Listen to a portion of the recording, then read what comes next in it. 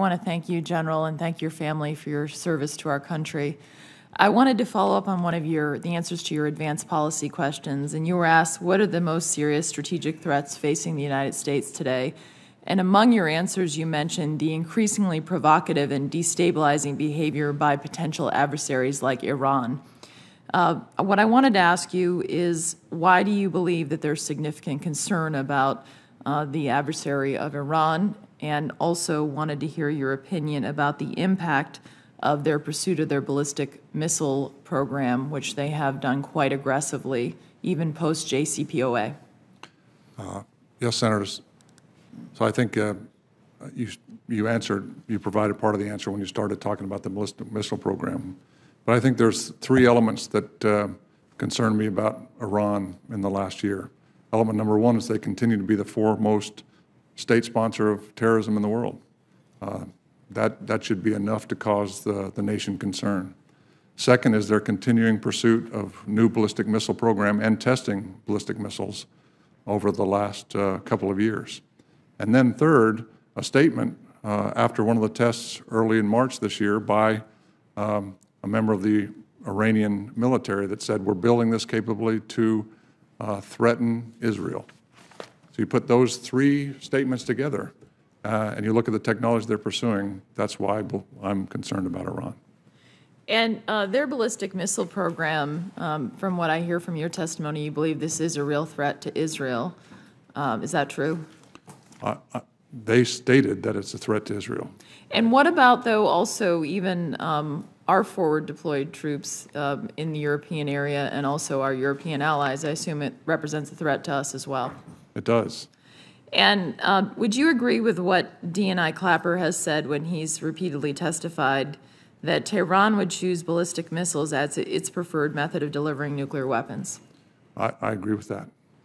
And so I think we also need to focus on making our own homeland when it comes to their testing and development of ballistic missiles. Would you agree with that? I think that has to be part of our missile defense. I believe that's the missile defense architecture in the Pacific, and it needs to be in the Atlantic as well. And when we look at their even most, they've been even post-JCPOA agreement testing ballistic missiles on multiple occasions. Do you believe that their activities are inconsistent with the UN Security Resolution 2231, which calls upon Iran not to undertake any activity related to ballistic missiles designed to be capable of delivering nuclear weapons, including launches using such ballistic missile technology? That's more a policy question, but from a military perspective, I find that kind of behavior extremely destabilizing and threatening. So how are we going to address their testing issue? What do you see your role in your command and ways that we should be more aggressively pushing back on Iran on something of deep concern to us and our allies? So again, Senator, I think a lot of that question is for the political realm. My job is to, if I'm confirmed as Commander of STRATCOM, would be to provide military advice to the President, military advice if asked by this Congress. I think you're asking for my military advice.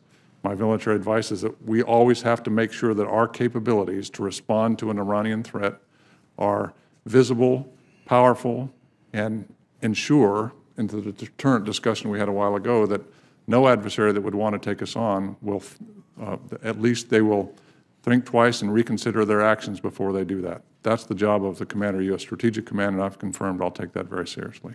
Thank you, General. And in the political realm, I would hope, I've introduced legislation to impose real sanctions on Iran for their ballistic missile program, and I've been very disappointed that the administration is, from my perspective, pretty much ignoring their testing of ballistic missiles. I wanted to follow up with you. Would love to have you come, if confirmed, to visit New Hampshire, because we have the 23rd Space Operations Squadron at New Boston Air Force Station.